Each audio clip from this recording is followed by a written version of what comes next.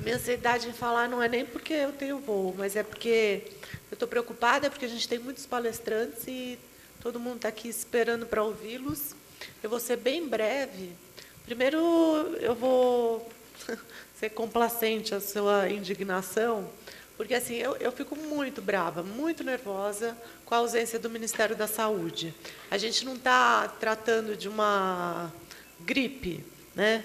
E eu acho que assim, só a falta da presença das pessoas aqui acabam demonstrando, né, o quão insignificante a questão de neuromusculares, de doenças raras, da própria ela, passa a ser secundário no Ministério.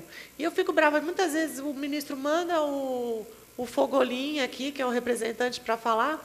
Então, assim, nem sei se vale a pena, porque ele fica 1 hora falando de toda a política pública que o Ministério da Saúde tem para a doença rara, só que, na prática, o que aparece lá no meu gabinete são inúmeras pessoas reclamando que não tem equipamento, que não tem tratamento, que não tem medicamento. Então, assim, tem um distanciamento muito grande dessa teoria de política pública que existe.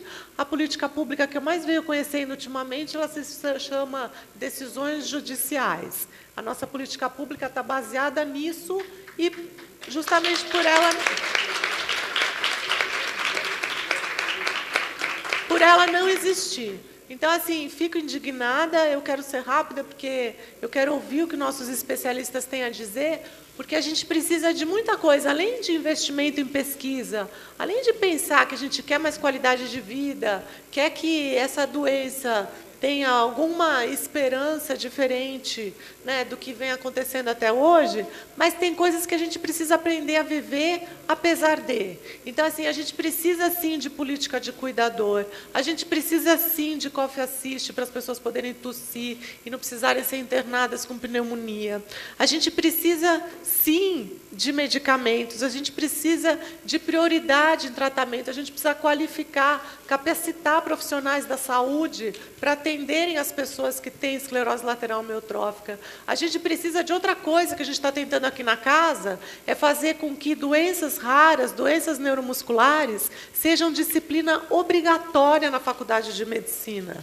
A gente precisa de muita coisa que o Ministério da Saúde, com certeza, conseguiria dar um acalento, sabe, à nossa aflição hoje aqui, porque são coisas possíveis de serem feitas. Eu acho que é aí que entra assim, a função do parlamentar, é ir trabalhando esses itens um por um, para que a gente tenha um pouco de qualidade de vida, né? Falar de ventilação mecânica e atendimento domiciliar.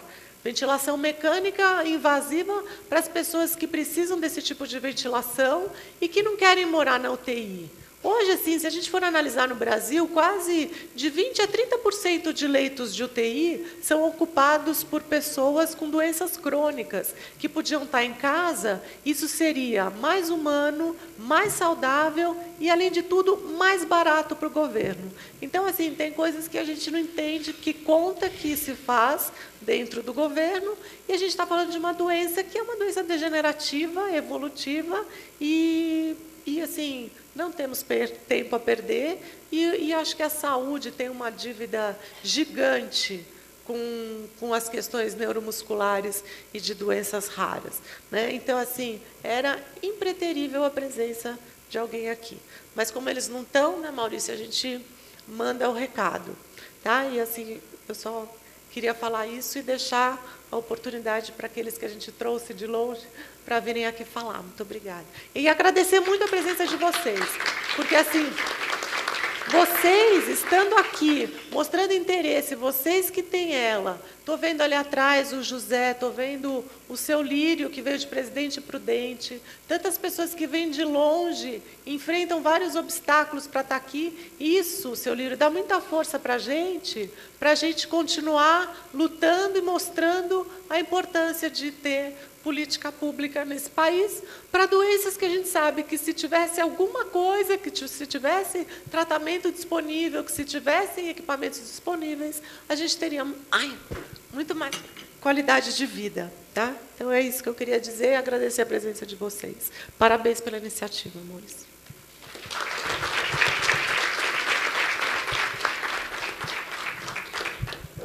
A deputada Mara Gabrilli é membro na Câmara dos Deputados da Comissão de Seguridade Social, da Frente Parlamentar de Defesa dos Direitos da Pessoa com Deficiência e da Frente Parlamentar de Doenças Raras.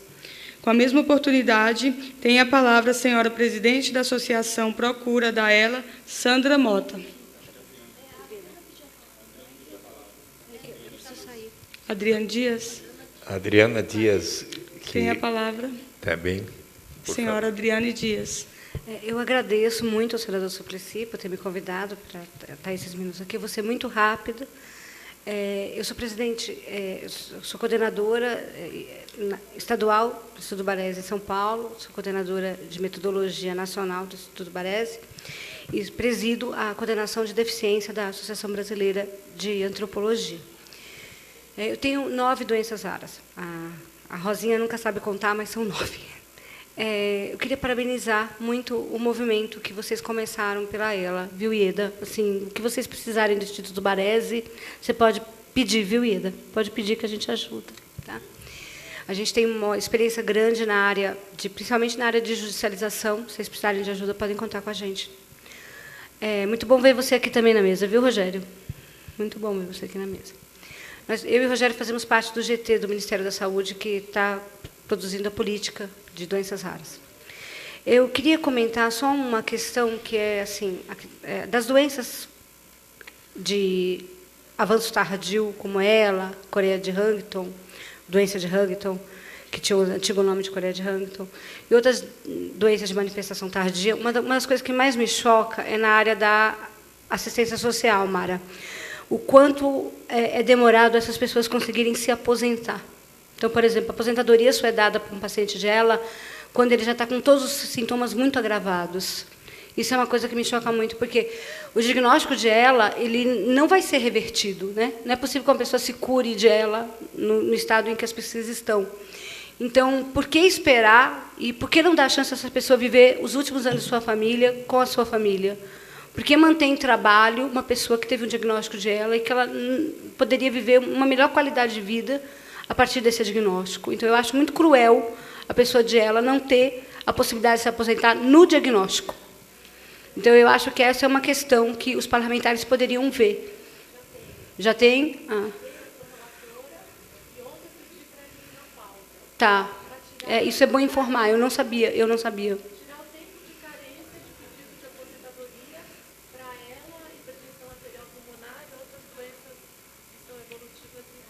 Ok. Porque eu acho que tem doença de Huntington, tem algumas doenças de manifestação tardia que precisariam ser incluídas, né, nesse projeto, talvez. Porque Huntington eu sei que não tem. Bom, eu também vou pedir para me ausentar, porque esse mesmo evento que está acontecendo das mulheres com deficiência, eu também sou palestrante. Né? Eu também estou participando. Ontem eu vim para um outro evento. Então, assim, eu estou participando de uma série de eventos de deficiência raras essa semana. Estou com uma agenda muito tumultuada, assim. Queria deixar um carinho aqui do Instituto. Nós temos 210 associações, temos várias pessoas com ela no Baresi, e queria agradecer e parabenizar muito vocês por essa luta, e saber que vocês têm o Instituto a hora que vocês precisarem. Tá? Muito obrigada.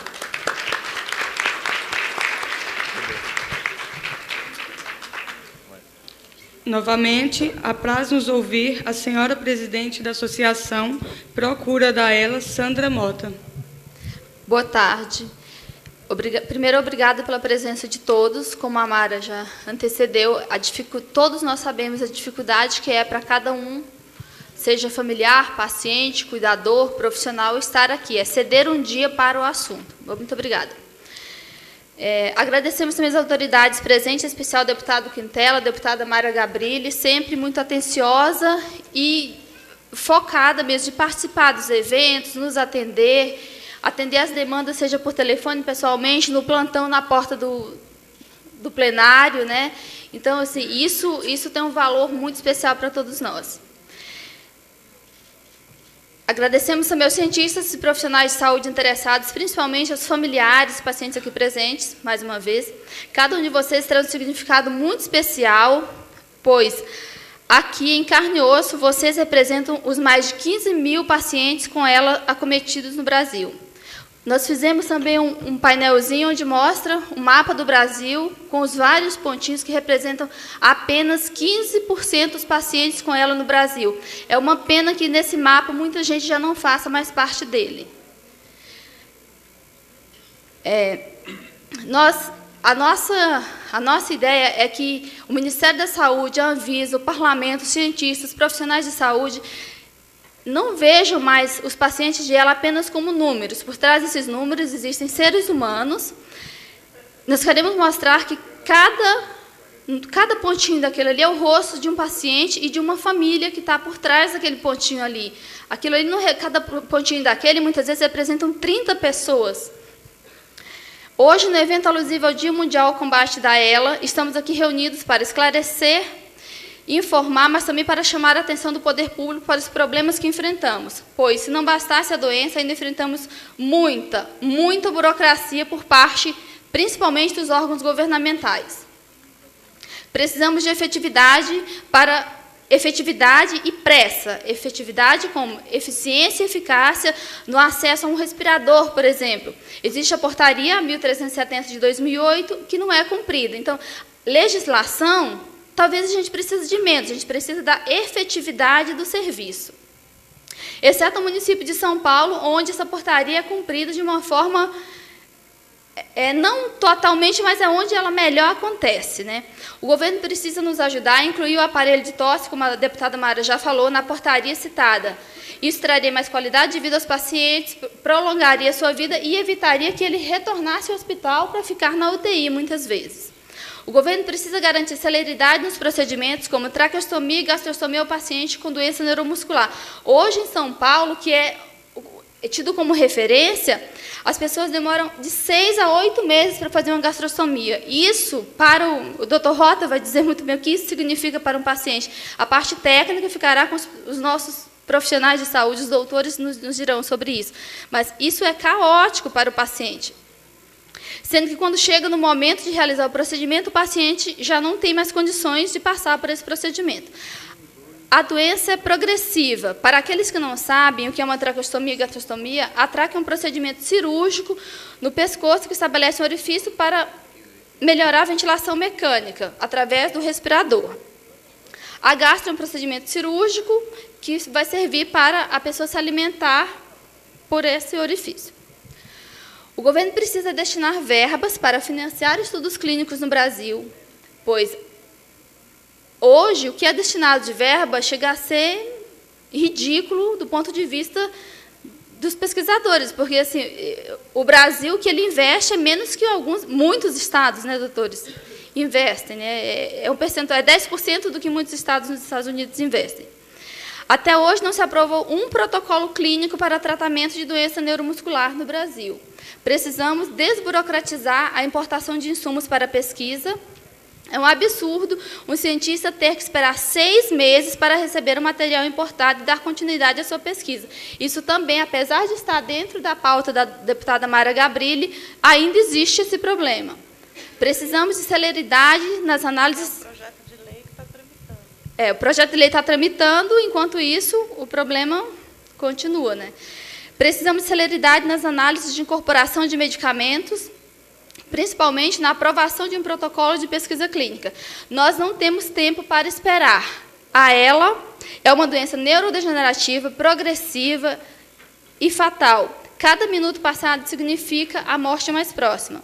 O governo precisa nos ajudar. A cada semana é um paciente que morre, uma família que é destruída, seja porque perdeu seu ente querido, seja porque acaba de receber esse terrível diagnóstico. O Brasil precisa participar de ensaios clínicos. O Brasil tem cientistas com enorme potencial para desenvolver pesquisas clínicas. Eles precisam de verbas para desenvolverem seus estudos, de insumos e de celeridade. É urgente a necessidade de firmar convênio com entidades internacionais, fazer intercâmbio com novas tecnologias. Senhores, o tempo urge. Nós não temos tempo de esperar 8 anos para que uma portaria seja implantada. É urgente a implementação da política para pessoas com doenças raras, seja da doença, entre aspas, mais simples, a doença mais grave. A portaria, só como documento, não existe. E é fundamental que todos nós participemos ativamente. Nós, pacientes, familiares, cuidadores, é necessária a mobilização social para cobrar do Ministério da Saúde, que hoje não se faz presente aqui e não se faz presente dentro do serviço que acontece, como a gente sabe, né? Os pacientes com esclerose lateral amiotrófica não podem continuar morrendo pelo descaso, pela falta de esperança. A doença ainda não tem cura, mas os doentes brasileiros ficam apenas assistindo à busca pela cura no mundo todo, sem ter a esperança de um dia participar de um ensaio clínico sem poder lutar. Essa realidade precisa ser mudada. O Brasil, o último ensaio clínico que teve sobre medicamento, o Brasil ficou fora. Mais de 900 pessoas no mundo participaram e não participou um único paciente brasileiro. A gente fica sabendo disso quando descobre que o medicamento não foi aprovado. Alguém no Brasil participou? Não. Então, a gente precisa participar mais ativamente desse assunto pesquisa clínica. Somos seres humanos e por trás de cada um de nós existe uma família que sofre, uma família que adoece. Quando falamos em 15 mil pacientes com ela, falamos em mais de 60 mil pessoas que adoecem junto, que são os seus familiares. Uma pessoa com ela, quem tem em casa ou quem convive sabe muito bem o que representa. É uma pessoa que não faz absolutamente nada sozinho. Se ele quer coçar a cabeça, ele precisa de alguém que o faça. Precisamos ter acesso ao mínimo que garanta a nossa sobrevivência. Precisamos ter esperança. E vocês, todos vocês aqui presentes, reunidos, precisam se unir a nós e definitivamente mudar essa realidade. Sozinhos somos raros, mas juntos somos fortes. Muito obrigada.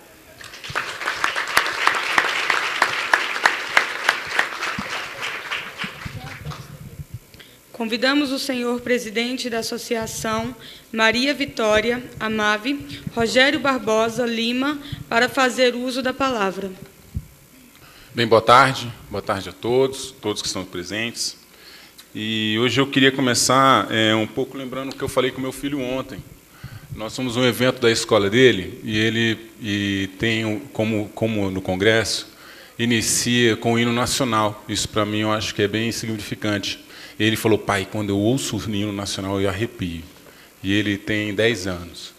E eu falei assim, filho, a melhor parte do hino nacional que eu ouço e sempre me arrepio, verás que o filho teu não foge à luta.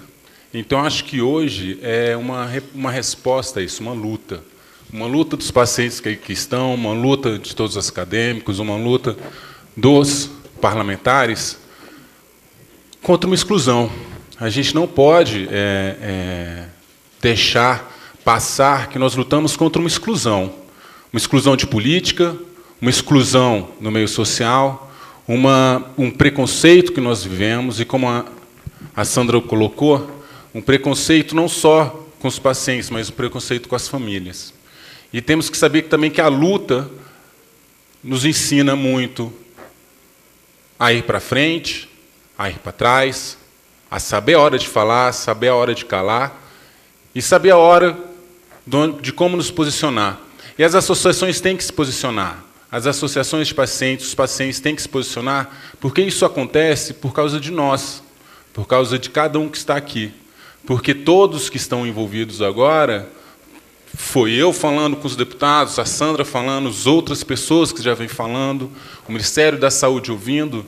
Então, se nós não nos organizarmos com o elefante que se chama governo, não adianta. Nós continuaremos estando nas nossas casas e não fazendo nada em prol daquilo que a gente acredita. Então, o que eu queria principalmente levantar, e aí eu acho que é isso o que eu quero colocar, é que quando o ministro da Saúde, aqui nessa casa, na Casa do Povo, há 2 anos atrás, ele falou que ia colocar a política pública, o deputado Quintela estava aqui, o deputado Amara, o senador estava aqui, todos nós ouvimos, no evento que foi feito por articulação da MAVE, pelo deputado Romário, ele falou que ia ser criado um GT dentro de 15 dias. Esses 15 dias passaram, e aí o elefante estava parado. Então, foi a ação das associações, minha, da Sandra, de tantas outras, que foram lá no Ministério da Saúde. Cadê o GT? Cadê o GT? O GT surgiu. O GT deu um resultado agora. Eles estão publicando agora a política pública. E aí, cadê a política pública? Vamos fazer a política pública ou não? Essa política pública realmente vai sair do papel ou vai ser mais alguma coisa só para a gente ver? Porque a gente não pode mais fazer, e aí é ruim fazer eventos anuais quando nós passamos por um momento que esses eventos anuais são para perceber que faltam pessoas. Que os eventos anuais são para perceber que pessoas não estão mais conosco, como o professor Galvão. O professor Galvão, que ele sentava sempre lá atrás, esses eventos que nós fazemos estão deixando as pessoas para trás. Enquanto o Estado, enquanto o governo, ele está elucubrando e tentando fazer a melhor política do mundo, ou pelo menos alguma coisa, as pessoas estão ficando para trás, estão ficando desassistidas, estão morrendo. As pessoas estão morrendo. E, infelizmente, esses eventos anuais é para mostrar isso.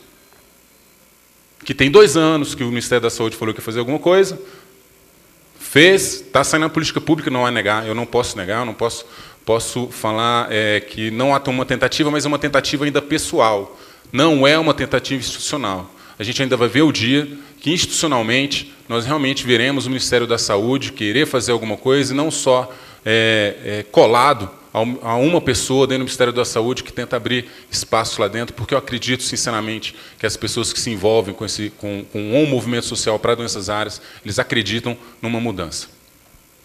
E aí eu queria fazer um convite para todos, eu acho que pode colocar aí para mim. Bem, apresentar só um slidezinho aqui, eu acho que tem só para oficializar. Não, aqui tem.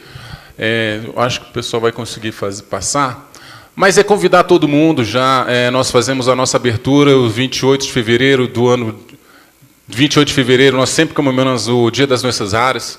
Desde 2012 nós comemoramos 11. Nós comemoramos aqui em Brasília e em 2012 nós comemoramos nessa casa. Então dia 28 de fevereiro de 2014 nós faremos a intenção é que faça nessa casa de novo, mas só com uma mudança. O resultado que nós tivemos no Congresso Ibero-Americano, que tiveram 1.500 pessoas para falar sobre doenças raras, nos faz acreditar que nós não precisamos de um dia, nós precisamos de uma semana. Então, será uma semana para falar sobre o Dia das Doenças Raras, e aqui eu queria falar ao pessoal do Uniplan, que proporcionou o congresso lá, e com certeza estará conosco, o professor Natan também estará conosco nisso. Então, convidar todos e relembrar que o Dia das Doenças Raras, comemorado aqui em Brasília, pela MAV, pela Procura, por todas as outras associações, pela deputada Mara, pelos parlamentares que aqui estão. Convidar todos, porque é um dia de ação, e lembrar que não pode ser mais uma ação para a gente ver que pessoas faltaram, mas tem que passar a ser uma ação onde nós vemos o resultado que o Ministério da Saúde tem para a gente. Muito obrigado.